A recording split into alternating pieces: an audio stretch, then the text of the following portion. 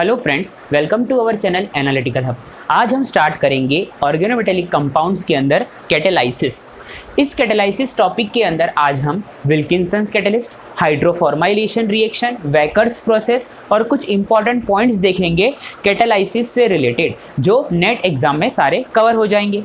चलिए स्टार्ट करते हैं कैटेलाइसिस से। देखिए, कैटेलाइसिस की ज़रूरत क्यों पड़ती है। मान लीजिए कि कोई रिएक्शन हो रही है, रिएक्टेंट से प्रोडक्ट बन रहा है।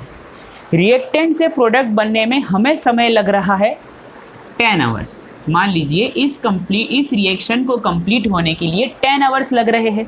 लेकिन मैं अगर इसी रिएक्शन के अंदर कैटलिस्ट यूज़ कर लूँ तो ये रिएक्शन यानी रिएक्टेंट से प्रोडक्ट बनने के लिए आपको लग रहे हैं सिर्फ 5 मिनट्स मान लीजिए, ठीक है। तो यानी कैटलिस्ट का मतलब क्या हुआ, कैटलिस्ट का काम क्या हुआ। तो कैटलिस्ट एक ऐसी स्पीशीज़ होती है जो रिएक्शन के रेट को जो बढ़ा देती है, लेकिन वो कैटलिस्ट इस रिएक्शन में पार्टिसिपेट नहीं करेगा। मैंने ये कहा कि कैटलिस्ट एक ऐसी स्पीशीज़ होती है जो रिएक्शन के रेट को बढ़ाती है, लेकिन वो खुद पार्टिसिपेट नहीं करती रिएक्शन में।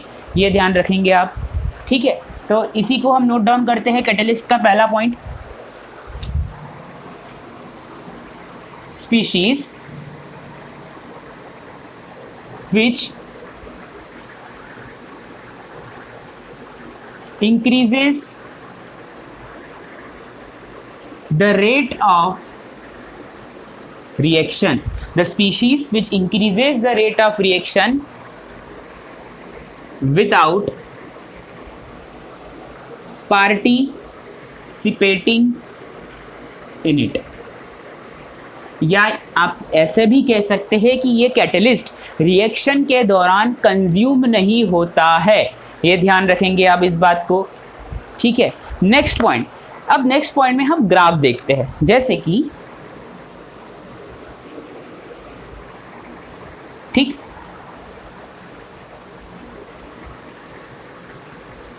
इस तरह से ग्राफ है, ओके। ये है यहाँ पे रिएक्टेंट के मॉलिक्यूल्स और ये है प्रोडक्ट के मॉलिक्यूल्स। रिएक्टेंट है ये और ये है प्रोडक्ट। देखिए, और यहाँ ये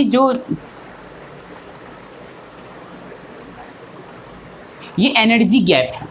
तो जब आप देख रहे हैं कि रिएक्टेंट से प्रोडक्ट बनने के लिए इसे काफ़ी लंबा समय लग रहा है, लेकिन अगर मैं रिएक्टेंट के साथ ही साथ कैटलिस्ट भी जोड़ दूँ तो ये रिएक्शन का रेट इस तरह कितना कम हो गया। देखिए, मतलब रिएक्टेंट से प्रोडक्ट को बनने के लिए पहले ये पाथ फॉलो करना पड़ रहा था, लेकिन जब मैंने कैटलिस्ट डाल दिया तो ये बहुत ही कम टाइम में प्रोडक्ट में चेंज हो गया। ये मैं आपको बताना चाह रहा था। और ये जो ग्राफ है ये है delta G versus reaction coordinate, ठीक। ये आप नोट डाउन करेंगे, ठीक। ये है ट्रांजिशन स्टेट, ठीक। ये जो ब्लैक वाला जो हमें दिख रहा है पाथ, वो अनकैटलाइज्ड है, अनकैटलाइज्ड। और ये जो ब्लैक वाला पाथ है वो है कैटलाइज्ड।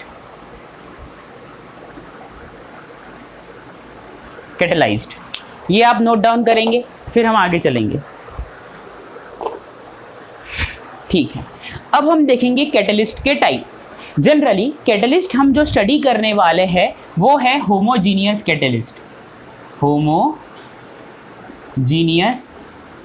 कैटलिस्ट। और टाइप 2 होते हैं कैटलिस्ट के, एक होता है होमोजीनियस और दूसरा होता है हेट्रोजीनियस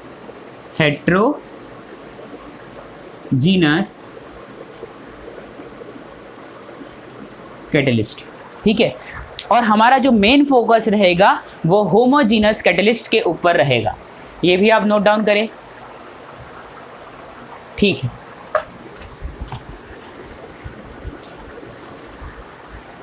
अब हम देखते हैं application of homogeneous catalyst.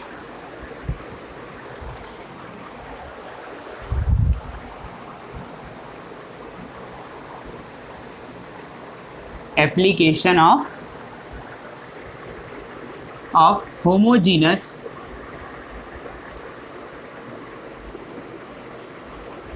Catalyst. देखिए, सबसे पहला एप्लीकेशन है हाइड्रोजिनेशन ऑफ अल्कीन। सबसे पहला एप्लीकेशन है hydrogenation of alkene by Wilkinson's catalyst, by Wilkinson's catalyst. ठीक है, ये देखते हैं। ये हाइड्रोजिनेशन ऑफ अल्कीन हम 10th क्लास से देख रहे हैं, तो आज इसमें नया क्या है जल्द देखते हैं। ठीक है, अल्कीन हो या अल्काइन हो, अल्काइन भी हो सकता है। ठीक, अब हम देखते हैं इसमें कुछ नया क्या है। जनरली जब हम हाइड्रोजिनेशन ऑफ अल्कीन दो तरह से कर सकते हैं। ठीक है, पहला जो मेथड है वो हाई टेम्परेचर पे हो रहा है, हाई टेम्परेचर, और दूसरा जो मेथड है वो रूम टेम्परेचर पे होता है।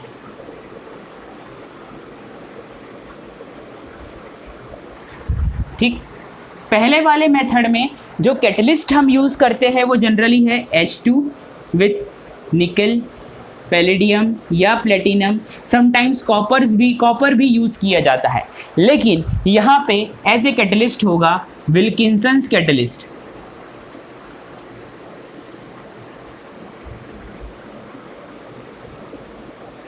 ठीक है, दोनों ही कंडीशन में काम एक ही होगा। जो अल्कीन होगी, जो अल्कीन या अल्काइन होगी, वो अल्केन में चेंज हो जाएगी। दोनों ही कंडीशन में काम ये एक ही होगा, जो अल्कीन या अल्काइन होगी वो अल्केन में चेंज हो जाएगी।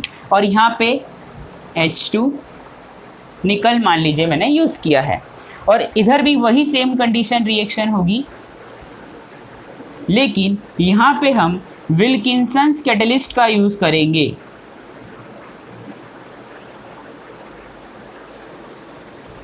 विल्किंसन्स कैटलिस्ट, यहाँ पे भी अल्केन ही बनेंगे। ये देख लीजिए, नोट डाउन कर लीजिए इसे भी। ये है अल्कीन, ये है अल्कीन, ये दो चीज़ें। तो फर्क क्या है इन दोनों में? सिर्फ कैटलिस्ट का चेंज है और रूम टेम्परेचर का चेंज है। यानी अगर हम जनरल कंडीशन में देखें, हम बचपन से ये वाली पढ़ते आ रहे हैं, जो हाई टेम्परेचर पे होती है और जो निकल, पैलेडियम, प्लेटिनम या कॉपर जैसे कैटलिस्ट हम यूज़ करते हैं, जिसमें अल्कीन से अल्केन बनता है। और अगर हम विल्किंसन कैटलिस्ट यूज़ करेंगे तो हमें रूम टेम्परेचर की रिक्वायरमेंट होगी। ये भी आप नोट डाउन कर लीजिए। फिर हम विल्किंसन्स कैटलिस्ट की साइकिल को स्टडी करेंगे। चल,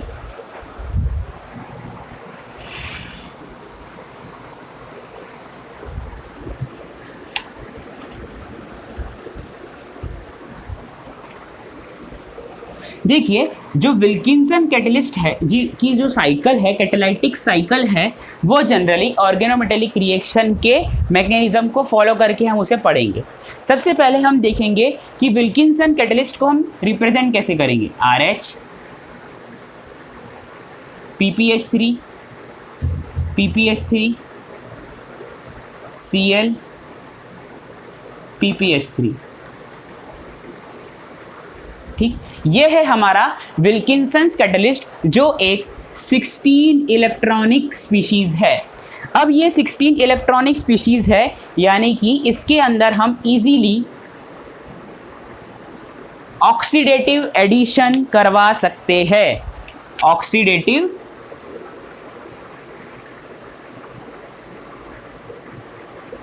एडिशन करवा सकते हैं। जैसे ही हम इसके अंदर ऑक्सीडेटिव एडिशन करवाएंगे तो क्या प्रोडक्ट मिलेगा? RH H H PPH3 PPH3 Cl PPH3। ठीक है, अब ये कितने इलेक्ट्रॉनिक स्पीशीज हो गई? तो अब ये बन गई है 18 इलेक्ट्रॉनिक स्पीशीज। ठीक है, अब इसके अंदर से आप एक PPH3 को एलिमिनेट करेंगे।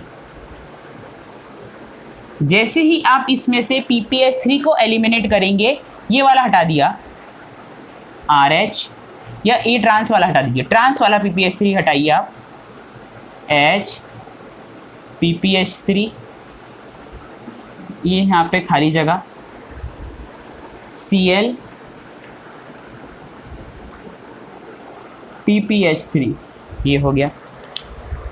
फिर इसकी रिएक्शन अब हम करवाएंगे किसी ओलिफिन के साथ।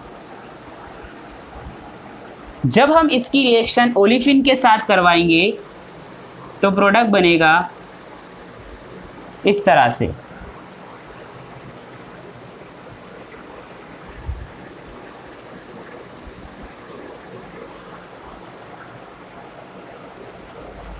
ये बन गया। अब हम करवाएंगे 1,2 माइग्रेटरी इंसर्शन।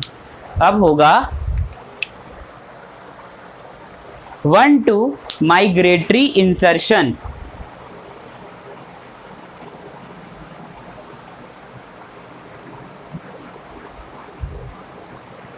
जैसे ही हम 1,2 माइग्रेटरी इंसर्शन करवाएंगे तो जो अल्कीन जो होती है, जो पाई बॉन्डेड कॉम्प्लेक्स होते हैं, वो सिग्मा बॉन्डेड कॉम्प्लेक्स में कन्वर्ट हो जाएंगे। RH कितने, 1 2 1 2 और ये R, यहाँ पे Cl PPH3, एक मिनट, जगह थोड़ी कंजेस्टेड हो गया, एक मिनट, हाँ, RH Cl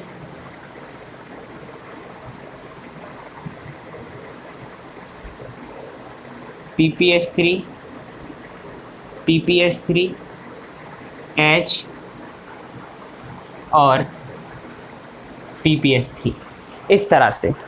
अब मैं इसी स्पीशीज़ को थोड़ा रीअरेंज कर लेता हूँ। इसी स्पीशीज़ को मैं थोड़ा रीअरेंज करके लिखना चाहूँगा। ठीक है,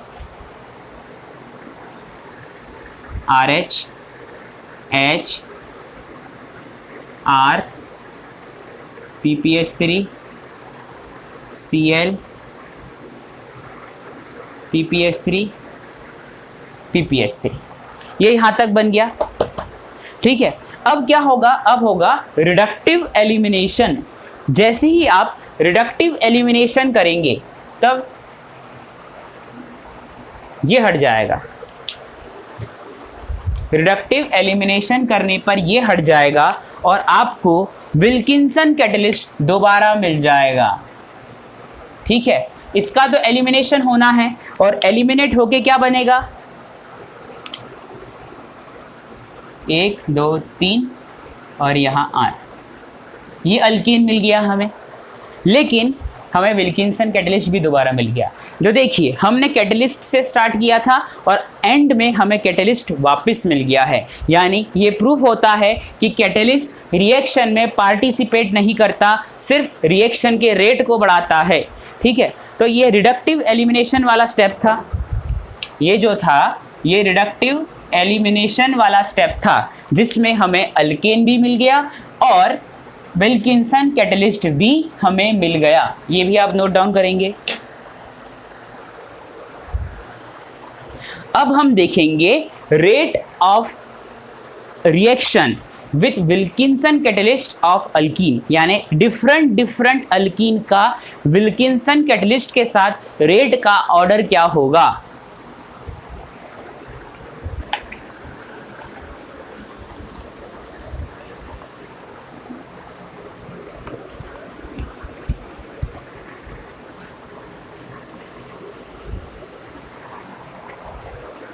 देखें, सबसे पहला है, जितना ज़्यादा लेस क्राउडेड अल्कीन उतना ज़्यादा रिएक्टिव। फिर नंबर आता है साइक्लोहेक्सीन का, फिर नंबर आएगा ये स्पीशीज, फिर और सबसे कम रिएक्टिव कौन होगा, तो ये, फिर और कौन होगा, ये, फिर और लास्ट में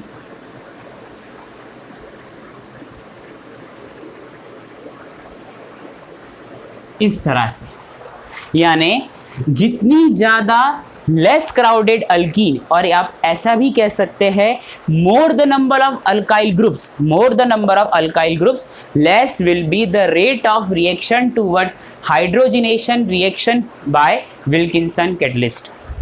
ये आप ध्यान रखेंगे। तो यहाँ से यहाँ आने पर rate of reaction of alkyne increases, ये आप ध्यान रखेंगे विथ विल्किंसन्स कैटलिस्ट।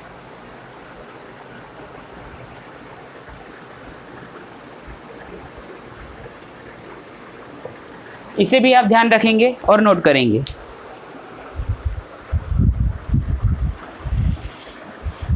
अब हम आगे और कुछ पॉइंट्स देखते हैं विल्किंसन कैटलिस्ट से रिलेटेड, ठीक है, इसे आप नोट डाउन कर लिए होंगे। अब याद ध्यान रखिए कि अगर टर्मिनल अल्काइन जो होते हैं, टर्मिनल अल्कीन ज़्यादा रिएक्टिव होते हैं विल्किंसन कैटलिस्ट की तरफ as compared to internal alkene, ये आप बात ध्यान रखेंगे। फिर दूसरा है जो कंजुगेटेड अल्कीन होते हैं, यानी इस तरह से double single double single double single, इस तरह से जो अल्कीन होती है वो ज़्यादा रिएक्टिव होती है as compared to isolated alkene, जैसे ये इससे ज़्यादा रिएक्टिव होती है, ये आप ध्यान रखेंगे। उसी तरह से टर्मिनल अल्काइन हो, अल्कीन हो या अल्काइन हो, यहाँ पे अल्काइन भी लिख सकते हैं,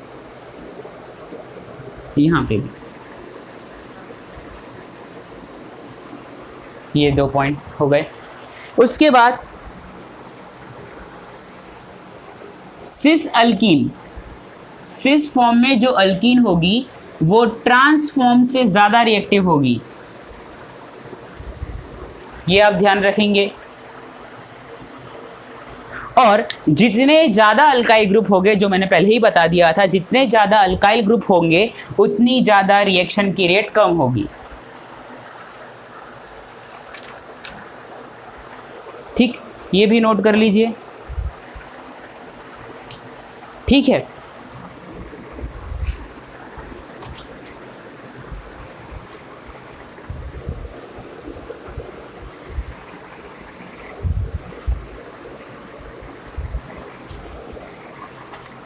अब हम पढ़ेंगे कुछ क्वेश्चंस को, देखते हैं सबसे पहले, ठीक है। क्वेश्चन दिया है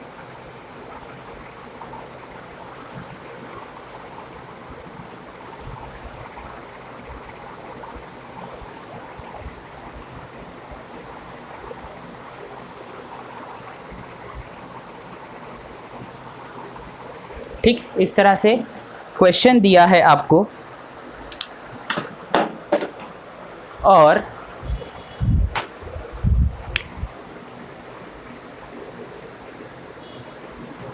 यह डबल बॉन्ड ओ दिया गया है। और सेम ही एक और क्वेश्चन है,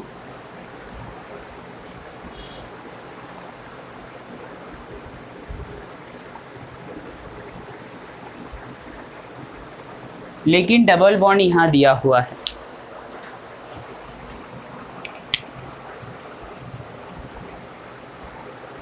इस तरह से, ठीक है। और आपको दोनों ही कंडीशन में हाइड्रोजिनेशन करवाना है विल्किंसन्स कैटलिस्ट की प्रेजेंस में, ये दिया है और प्रोडक्ट पूछ लिया है आपको।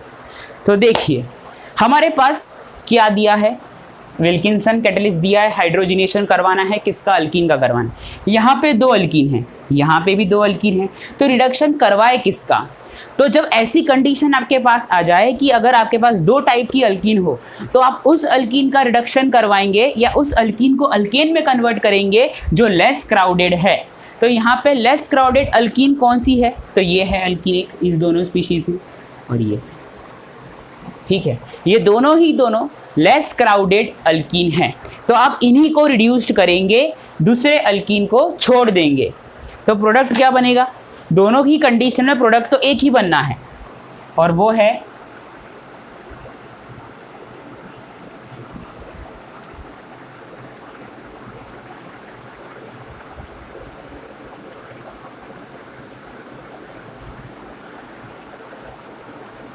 ये प्रोडक्ट बनेगा आपके पास, ठीक है। तो आप एक पॉइंट ध्यान रखेंगे कि if 2 types of alkenes are present and Wilkinson catalyst is given, then only that alkene is reduced which is less crowded. When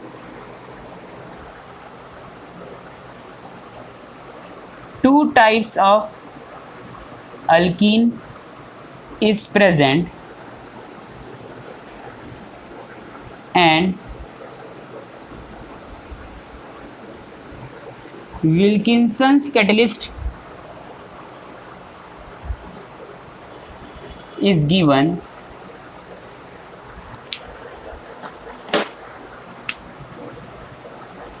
then reduce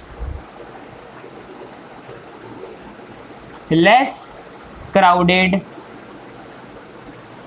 alkyne. ये आप ध्यान रखेंगे, ये भी आप नोट डाउन कर लीजिए। देखिए एक और ख़ास बात है विल्किंसन्स कैटलिस्ट की कि ये जो CN साइनाइड वाले जो ग्रुप होते हैं या इमीन वाले ग्रुप होते हैं, ये इन्हें भी रिड्यूस करता है।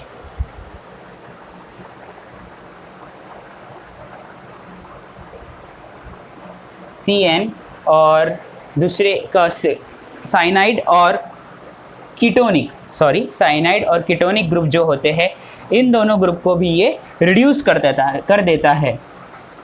Are reduced by Wilkinson's catalyst.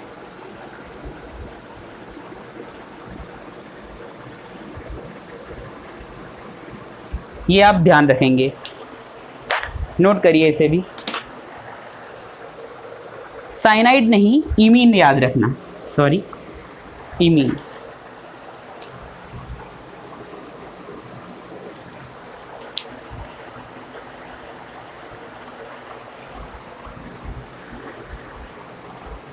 लेकिन ये ऐसे कौन से ग्रुप है जिन्हें ये रिड्यूस्ड नहीं करता, यानी मेरा ये कहने का मतलब है कि अगर आपको दे दिया जाए अमाइड दे दिया जाए, या आपको दे दिया जाए एसिड, या आपको दे दिया जाए साइनाइड, ठीक है, इस तरह से ग्रुप प्रेजेंट हो, या आपके पास आ जाए एस्टर, या आपके पास प्रेजेंट हो नाइट्रो ग्रुप, तो इन सब ग्रुप में विल्किंसन कैटलिस्ट का कोई फर्क नहीं पड़ेगा। इन सब ग्रुप में विल्किंसन कैटलिस्ट का कोई फर्क नहीं पड़ेगा, नो रिएक्शन। ध्यान रखेंगे इस बात को भी आप और नोट डाउन करेंगे। पढ़ेंगे हाइड्रोफॉर्माइलेशन रिएक्शन, या इसे हम दूसरा नाम से भी जानते हैं oxo process.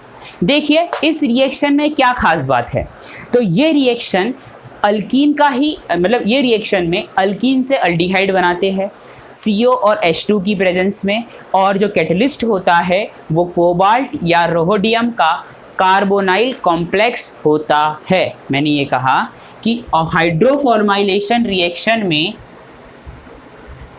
Alkyne plus CO plus H2, alkyne plus CO plus H2 बनाता है और यहाँ पे कैटलिस्ट यूज़ होगा, ठीक है, और बनेगा अल्डिहाइड। ये आप बात ध्यान रखिए। अब और डिटेल में चले। कैटलिस्ट होता है कोबाल्ट और रोहोडियम का कार्बोनाइल कॉम्प्लेक्स, ये आप इसकी पहचान है, ठीक है, ये आप नोट करेंगे। और ये किस तरह से प्रेजेंट होगा, तो कैटलिस्ट या तो इस तरह से आपको एरो पे लिखा मिल जाएगा, या तो और किस तरह से मिल सकता है,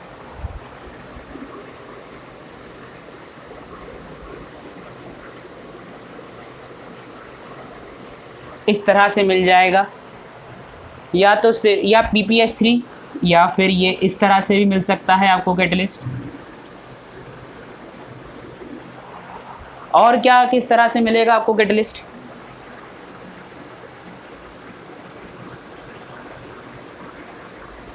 यानी आपको सिर्फ इतना देखना है, कोबाल्ट और रोहोडियम के कार्बोनाइल कॉम्प्लेक्स अगर प्रेजेंट हो जाए और रिएक्टेंट में अल्कीन दे दी हो, यानी वो ऑक्सो प्रोसेस है। अब ये जो अल्डिहाइड बना है, ये दो टाइप में बनता है। पहला जो अल्डिहाइड बनता है वो है नॉर्मल अल्डिहाइड, और दूसरा जो अल्डिहाइड बनता है वो बनता है ब्रांच्ड अल्डिहाइड।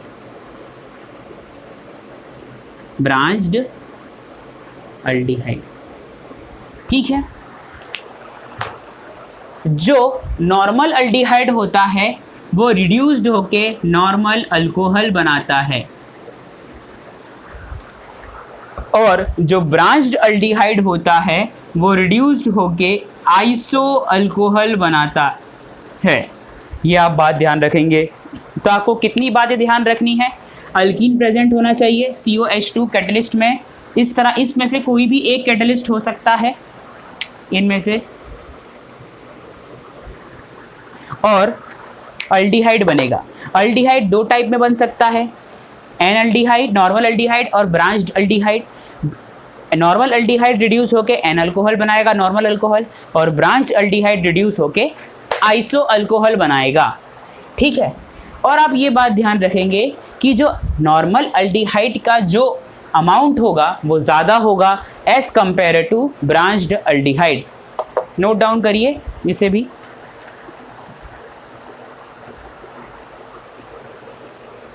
ठीक, फिर हम आगे की ओर चलेंगे। अब इसे हम रिएक्शन में समझते हैं।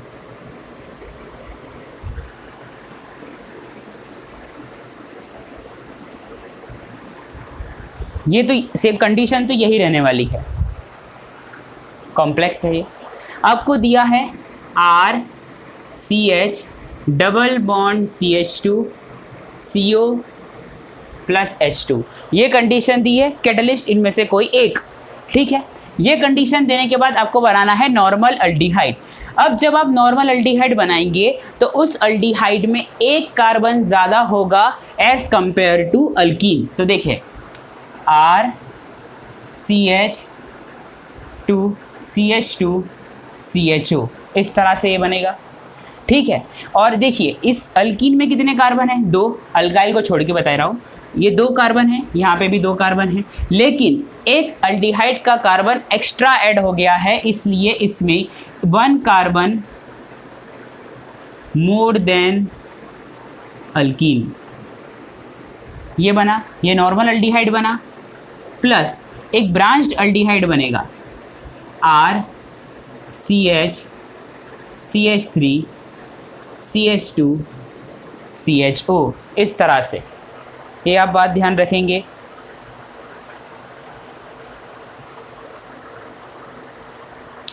ठीक, अब ये जो नॉर्मल अल्डिहाइड बना है, हमें उसी से ही काम है बेसिकली। देखते हैं वो किस तरह से है, ठीक है। इसमें एक कार्बन आप कम कर दीजिए, मेरे से ज़्यादा हो गया है, ठीक है, ये इस तरह से। अब ये जो दोनों ही अल्डिहाइड बने हैं, एक है ब्रांच्ड अल्डिहाइड, एक है नॉर्मल अल्डिहाइड, ये दोनों ही रिड्यूस्ड होंगे। और जैसे ही ये दोनों रिड्यूस्ड होंगे तो एक बनाएगा नॉर्मल अल्कोहल और एक बनाएगा आइसो अल्कोहल।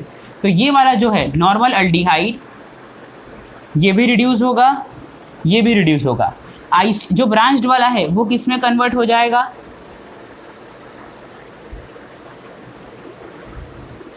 आइसो अल्कोहल में।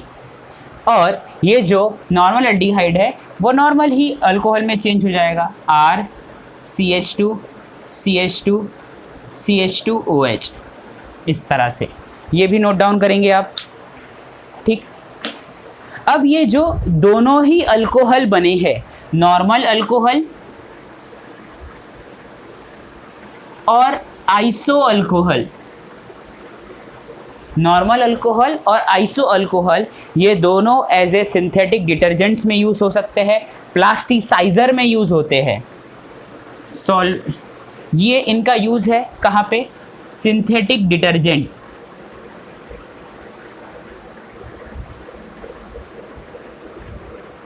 सेकेंड आप याद रख सकते हैं प्लास्टिसाइज़र, प्लास्टिसाइज़र्स, ये आप बात ध्यान रखेंगे इतना, ठीक है।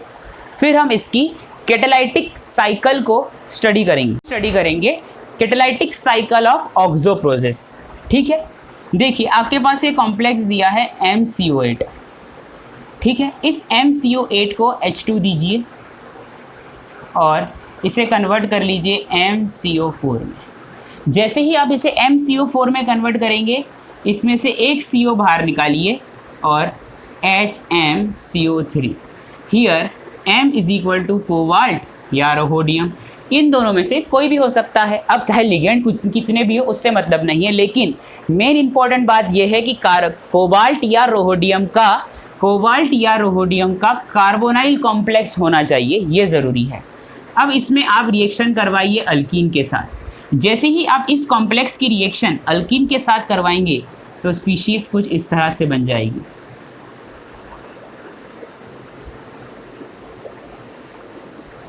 फिर आप इसमें करवाएंगे 1,2 माइग्रेशन या ओलिफिन इंसर्शन। जैसे ही आप 1,2 माइग्रेशन या ओलिफिन इंसर्शन करवाएंगे तो स्पीशीज़ कुछ इस तरह से बन जाएगी, 1 2 हाँ बन जाएगी। अब इसमें आप करवाइए CO का इंसर्शन। जैसे ही आप इसमें CO को लेके आएंगे, MCO CO CO, इस तरह से। जैसे ही आप CO का इंसर्शन CO को डालिए और फिर इसके बाद करवाएंगे आप माइग्रेटरी इंसर्शन। माइग्रेटरी इंसर्शन तो होगा क्या, MC डबल बॉन्ड O 1 2, ये RCO CO, इस तरह से आपको मिल जाएगा, ठीक। फिर आप इसमें करवाएंगे ऑक्सीडेटिव एडिशन। जैसे ही आप इसमें ऑक्सीडेटिव एडिशन करवाएंगे तो इस तरह की स्पीशीज आपको मिल जाएगी, ठीक है। अब होगा रिडक्टिव एलिमिनेशन। ये बाहर निकाल लीजिए आप, ठीक है। और क्या बन गया, रिडक्टिव एलिमिनेशन करने के बाद आपको आपका कैटलिस्ट वापस मिल जाएगा HMCO3, ये इधर। और जो बना है वो बना है अल्डिहाइड, और अल्डिहाइड वापस क्या है, RCH2 CHO, ये अल्डिहाइड आपको मिल चुका है। ये ध्यान रखेंगे आप इसे। तो ये है कैटालाइटिक साइकिल ऑफ ऑक्सोप्रोसेस। चलिए अब हम देखते हैं कुछ इंपॉर्टेंट पॉइंट्स अबाउट ऑक्सोप्रोसेस। देखिए आपके पास ये रिएक्टेंट्स दिए गए हैं और कैटलिस्ट है carbonyl complex, carbonyl complex of cobalt, और टेम्परेचर है 140 टू 170 डिग्री सेंटीग्रेड, ये दिया हुआ है। तो जो अल्डिहाइड का रेशो बनेगा वो होगा 3:1। 3 वाला जो होगा 3 टाइम्स जो बनेगा वो है नॉर्मल अल्डिहाइड, और जो 1 टाइम बनेगा वो है ब्रांच्ड अल्डिहाइड। ठीक है, लेकिन अगर यहाँ पे रोहोडियम का कार्बोनाइल कॉम्प्लेक्स आ जाए, रोहोडियम कार्बोनाइल कॉम्प्लेक्स है, टेम्परेचर होगा 90 से 120 डिग्री सेंटीग्रेड, इतना हो सकता है, इतना ही होता है। तो जो आपको जो अल्डिहाइड मिलेगा उसका रेशो मिलेगा 16:1, उसका रेशो मिल जाएगा 16:1। 16:1 के कारण ये जो इस कैटलिस्ट का यूज़ करना ज़्यादा इफ़ेक्टिव हुआ, क्योंकि प्रोडक्ट का अमाउंट हमें ज़्यादा मिल रहा है।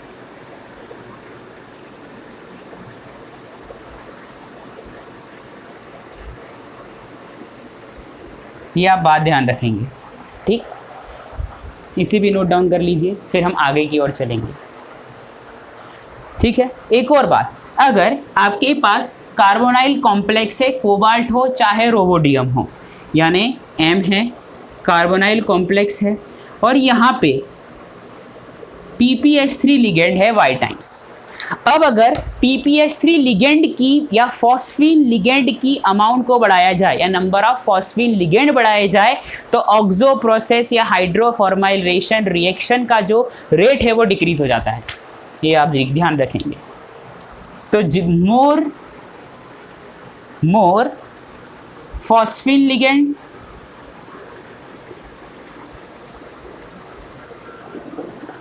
less will be the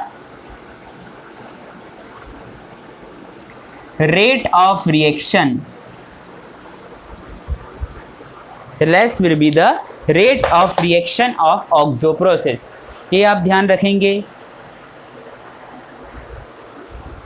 ठीक है, अब हम चलेंगे वेकर्स प्रोसेस की ओर, वेकर्स प्रोसेस की ओर।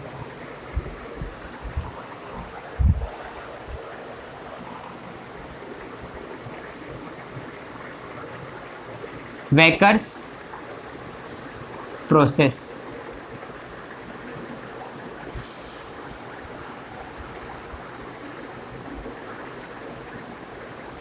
देखिए वेकर्स प्रोसेस के अंदर भी हम अल्कीन से अल्डिहाइड बनाते हैं, अल्कीन से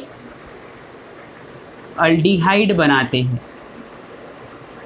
ठीक है, ये आप ध्यान रखेंगे। किसकी और मॉलिक्यूलर ऑक्सीजन होता है, यहाँ पे मॉलिक्यूलर ऑक्सीजन प्रेजेंट होता है। अब कैटलिस्ट पूछे तो कैटलिस्ट क्या होगा, तो कैटलिस्ट जो यूज़ होता है वो होता है PdCl4 minus, PdCl4 2- catalyst, as a catalyst ये यूज़ होता है। और जो को कैटलिस्ट है, और जो को कैटलिस्ट होता है वो यूज़ करते हैं हम CuCl, ये इतना आप ध्यान रखेंगे। इसकी कैटालाइटिक रिएक्शन में जाने की ज़रूरत नहीं, हम डायरेक्ट पॉइंट टू पॉइंट अब चलेंगे इसके ऊपर। देखिए अल्कीन है, मॉलिक्यूलर ऑक्सीजन, आपको अगर ये दो चीज़ें दे दी गई तो आप समझेंगे ये वेकर्स प्रोसेस है और बनाना है अल्डिहाइड, ये आप ध्यान रखेंगे। ठीक,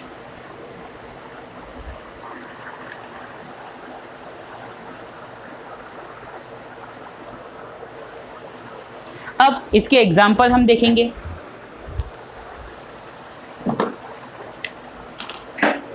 देखिए एग्जाम्पल में है CH2 double bond CH, single bond Me C double bond OH। देखिए इस तरह का अल्कीन दिया है, तो आप इसको कन्वर्ट करेंगे सीधा, ये डबल बॉन्ड की जगह इस डबल बॉन्ड पे आप इस तरह से रिएक्शन को कंप्लीट करेंगे।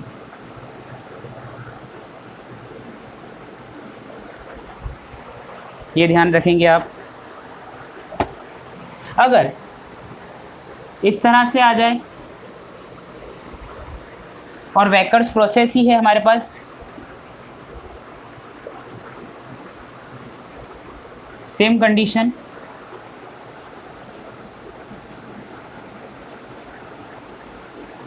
ये ठीक है, अल्डिहाइड या कीटोन दोनों बन सकते हैं। लेकिन अगर आपके पास इस तरह से एक सॉल्वेंट अगर यूज़ हो जाए, जैसे मैंने कहा एसिड सॉल्वेंट मैं यूज़ कर रहा हूँ, acid as a solvent use कर रहा हूँ, तो बन जाएगा CH2 double bond CH OCH3। ये ध्यान रखेंगे आप, ठीक है, इसे भी आप नोट डाउन कर लीजिए। अब हम चलेंगे कुछ इंपॉर्टेंट पॉइंट्स अबाउट कैटलिस्ट के बारे में देखेंगे, जो सीधा आपको नेट में क्वेश्चन सॉल्व करने में काफ़ी हेल्पफुल होंगे।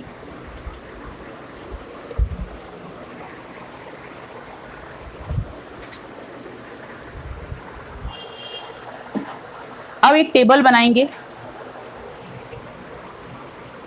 कैटलिस्ट, और उसके बारे में कुछ इंपॉर्टेंट पॉइंट्स या शॉर्ट पॉइंट्स भी आप कह सकते हैं, ठीक। सबसे पहला है हमारे पास रिपे कैटलिस्ट। रिपे कैटलिस्ट होता क्या है? तो रिपे कैटलिस्ट है निकल साइनाइड हो सकता है या निकल ACAC कॉम्प्लेक्स हो सकते हैं, एसिटाइल एसीटोनेटो, ये आप ध्यान रखेंगे। फिर एक है कटिवा प्रोसेस, कटिवा प्रोसेस हो या मोनसेंटो एसिटिक एसिड प्रोसेस हो, मोनसेंटो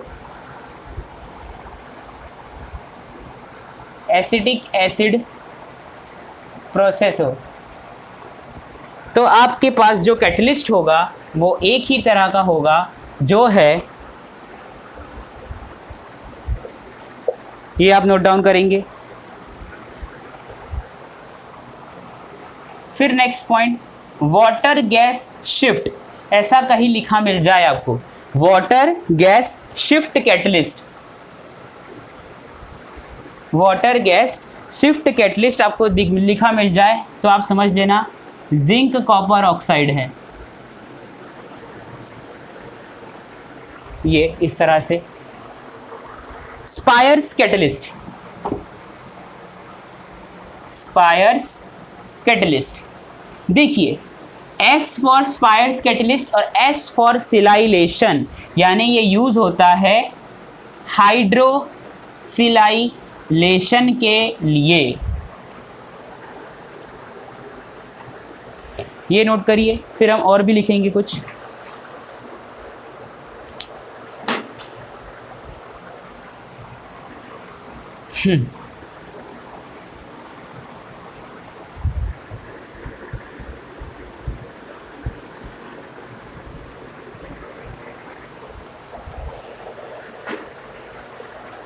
अब लिखेंगे आप zeolite ZSM5 catalyst, zeolite ZSM5 catalyst.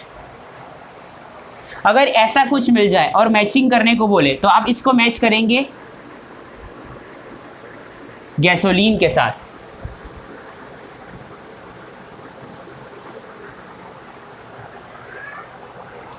ठीक है फ्रेंड्स। तो ये रहा कैटलिस्ट का ऑलमोस्ट जो 80% पोर्शन मैंने कवर करवाया है इसके अंदर। अगर आपको मेरा लेक्चर पसंद आए तो प्लीज़ लाइक कीजिए, सब्सक्राइब कीजिए, कमेंट कीजिए, शेयर कीजिए और बेल आइकन को दबाना ना भूलिएगा। My name is Kapil and I thank you so much for watching.